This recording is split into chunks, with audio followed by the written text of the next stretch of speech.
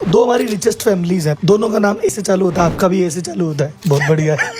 आप क्या पता तीसरे में आ जाओ, आप भी इस जंग में शामिल हो जाओ। तो सबसे पहली चीज है, दोनों की मैं काफी रिस्पेक्ट करता हूँ, बिकॉज सेम है बिकॉज नंबर 1-2 पे पहुंचना बड़ी बात है। 1-2 इस देश में पहुंचना 140 करोड़ के ऊपर की आबादी में आसान नहीं होता। कुछ भी किया ना, बढ़िया करा हुआ है।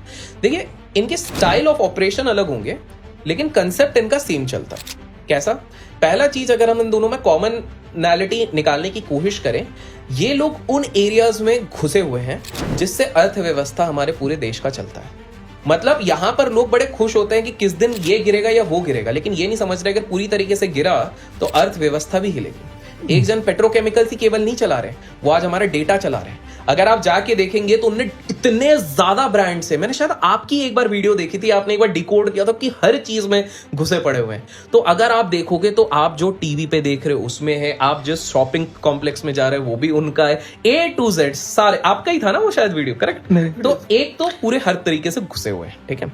दूसरा, अगर आप देखोगे हमारे दूसरे भाई साहब की बात करो तो अर्थव्यवस्था में और क्या लगता है? इंफ्रास्ट्रक्चर लगता है, वो उसमें वो एयरपोर्ट्स लगता है, कैपिटल इंटेंसिव चीजें जो लगेंगी, ग्रीन पावर।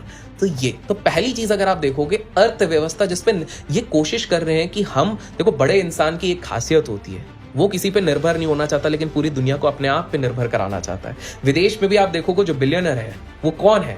हम आज एप्पल पे निर्भर हो चुके हैं, हम माइक्रोसॉफ्ट पे निर्भर हो चुके हैं, हम इंटरनेट, फेसबुक, मेटा, एनवीडिया पे निर्भर हो चुके, तभी वो कितने तरह ताबड़तोड़ भाग रहा है। तो ये पहली चीज है, इन्होंने उन सेक्टर्स को देखा जो अर्थव्यवस्था चलाए और लोगों को निर्भर कर दे। पहली चीज तो ये हो गई। दूसरी चीज, अगर आप ये चीज नोटिस करोगे, इन लोगों ने एक बहुत स्मार्ट तरीका देखा है कि कभी भी कोई भी बड़ा बिजनेसमैन सारी चीजें खुद नहीं संभाल सकता है।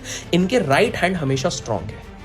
एक हमारे देश के जो सबसे रिचेस्ट इंसान है, उनके राइट हैंड इतने सगे हैं उनके कि उनको 1600 करोड़ का घर उन्होंने गिफ्ट करके रखा हुआ है। समझ रहे हैं आप कितनी घनिष्ठ मित्रता होगी कि 1600 करोड़ के गिफ्ट हो रहे हैं। आप में से कितनों के दोस्त होंगे जो आपको 1600 रुपए आपके उधार तक नहीं लौटाए होंगे, बट ये 1600 करोड़ के हम बात करें, गिफ्ट करा जा रहा है, ठीक है। तो ये हो गया दूसरी चीज। तो यहां पर दोनों के जो राइट हैंड लेफ्ट हैंड है, ये काफी स्ट्रांग है। एक और चीज मैं इसमें ऐड करूंगा, टेक्निकल पॉइंट ऑफ व्यू से, ये जो भी काम करते हैं स्केल पे करते हैं, छोटा मोटा नहीं करते। बिल्कुल ऐसा नहीं करे, बनेंगे तो ये प्लांट बनाएंगे तो सबसे बड़ा प्लांट, बिल्कुल ये चीज करेंगे सबसे बड़ी, ये करेंगे पूरे इंडिया लेवल पे, तो छोटा मोटा नहीं करते। क्योंकि इसका एक सिंपल सा रीजन है राहुल भाई, कि अगर आपको मिलियनर बनना है तो मिलियन लोगों का प्रॉब्लम सॉल्व कर दो।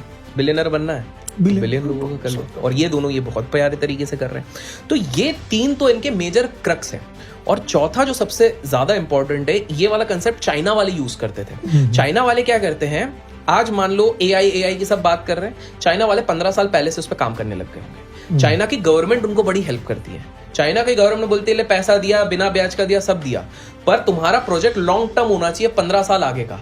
हम लोग आज ईवी कर रहे हैं ना, ये चाइनीज वाले कोबाल्ट के इतने सारे कारखाने ऑलरेडी पहले से हड़प के बैठे हैं 70%। और आप सबको पता, वो बैटरी बनाने के अंदर का एक सबसे मेजर इंग्रेडिएंट यही है। अफ्रीका के माइन, सारी चीजें इन्होंने लेके रखी। एलन मस्क का बयान आया था कि अगर हमने चाइनीज ईवी कंपनीज पे जल्दी एक्शन नहीं लिया, ये बाकी सारी ईवीज कंपनी को खा जाएंगे। एग्जैक्टली। आप खुद देखो, अभी वो कौन सा अभी ये जो एक देश था जिसकी हालत टाइट हो रही है, वहां पर भी कर्जा पहले चाइना नहीं दिया और पूरा का पूरा हड़पने पे भी लगा हुआ है वो एक तरीके से। तो ये चाइनीज वाले बड़े इस चीज पे स्मार्ट रहते हैं। तो ये चाइना वाले क्या करते हैं, हमेशा आगे का देखते कि अगले 15 साल में अभी क्या हो रहा है उसकी तो बात ही नहीं करनी। उनका काम अगले 15 साल का है कि हम हमेशा आगे रहें। और ये दोनों उद्योगपति भी यही कर रहे हैं।